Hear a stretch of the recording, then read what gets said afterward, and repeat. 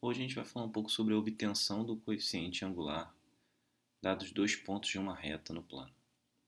Então vamos supor que eu tenho uma reta R, da qual a gente sabe que existem dois pontos, ponto A de coordenadas P e Q e o ponto B de coordenadas U e V.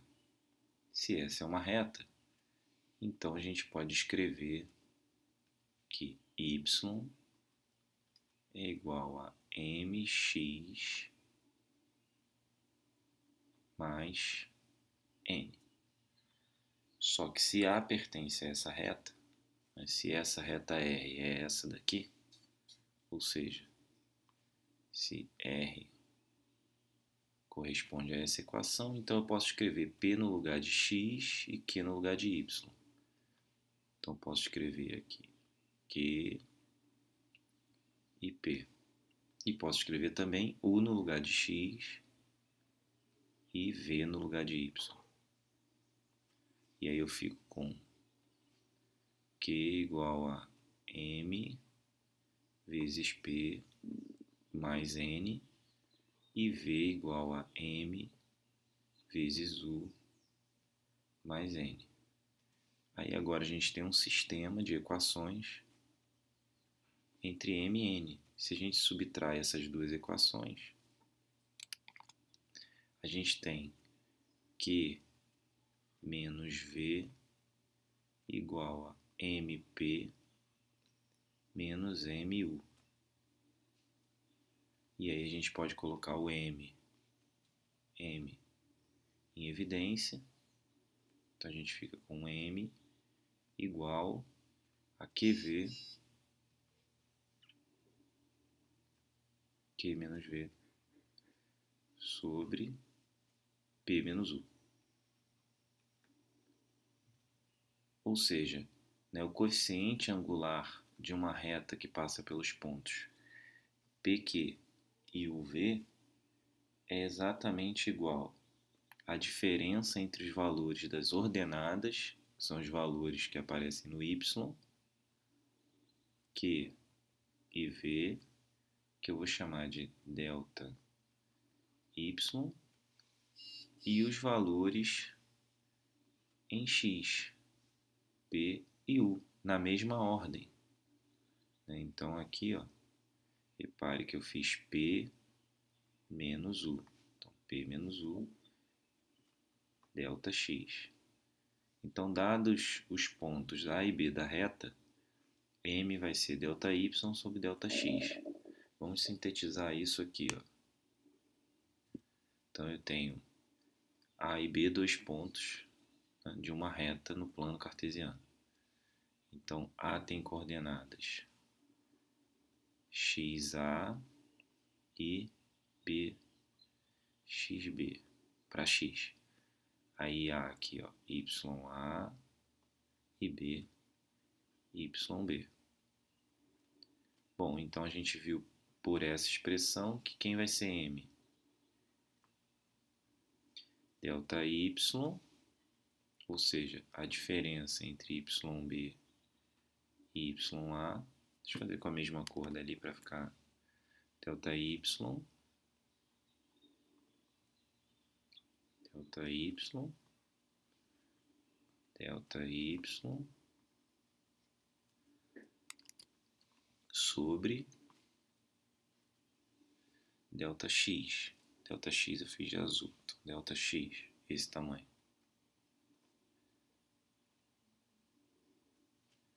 Delta X.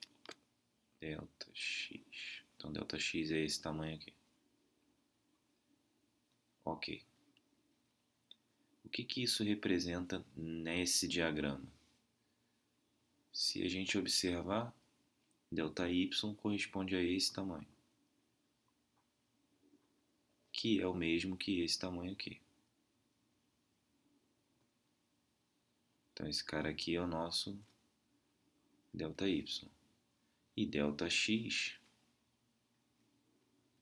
corresponde a esse tamanho, que pra gente corresponde a esse tamanho aqui, na horizontal. Se agora a gente analisar esse triângulo, que é um triângulo retângulo, né? Então aqui eu tenho ΔX, deixa eu colocar aqui de azul, e esse triângulo retângulo, a razão ΔY sobre ΔX corresponde à tangente desse ângulo aqui, ó, θ. Ou seja, M, na verdade, corresponde à tangente do ângulo formado entre o eixo horizontal, né, que está paralelo ao ΔX, e a reta. Tá? Tangente de θ, vou voltar aqui rapidinho, tangente de θ é igual a ΔY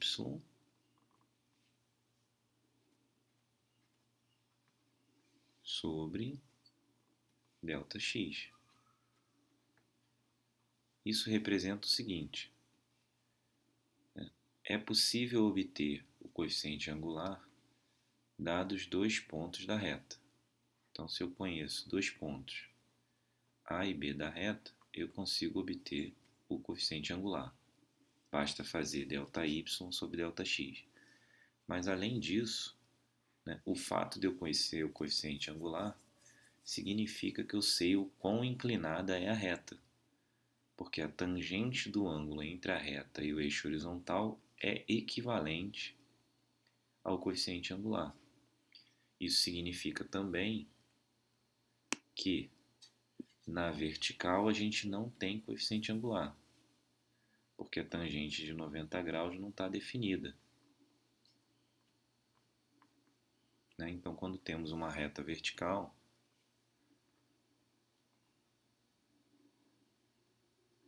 a gente não consegue calcular a tangente de 90 graus. E repare que a gente divide pelo ΔX, na vertical ΔX igual a zero. Então, por isso também a gente não consegue calcular o coeficiente angular quando a gente tem uma reta vertical, paralela ao eixo vertical aqui, que é uma reta do tipo x igual a uma constante. E quando a gente tem uma reta horizontal, o que acontece? O nosso ΔY ele é zero. Então, nesse caso aqui, o nosso ΔY é igual a zero. Isso significa que o nosso coeficiente angular é tangente de zero, zero, porque o ângulo entre essa reta e o eixo horizontal é zero. Não existe nenhuma inclinação entre uma linha horizontal paralela ao eixo x e o próprio eixo x. Certo? Outra coisa, se a gente tem uma reta inclinada positivamente em relação ao eixo x, o coeficiente angular é positivo. Ou seja, a reta vai ter uma característica dessa, né? Ou seja, a inclinação dela vai ser um ângulo agudo, então a tangente de θ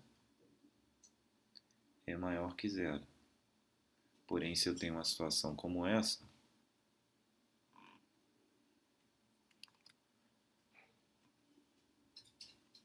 se a gente tem uma situação como essa, em que a reta decresce em relação ao eixo x, então esse ângulo aqui, ó, que é agora o nosso θ, tem a tangente de θ menor que zero, o que significa que retas assim têm coeficientes angulares negativos, enquanto retas assim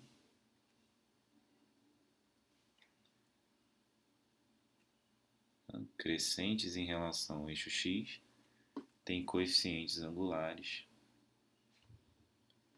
positivos. Isso aqui mostra que retas horizontais estão na fronteira entre ser negativo e ser positivo, ou seja, m aqui tem que ser igual a zero. E aqui m não existe.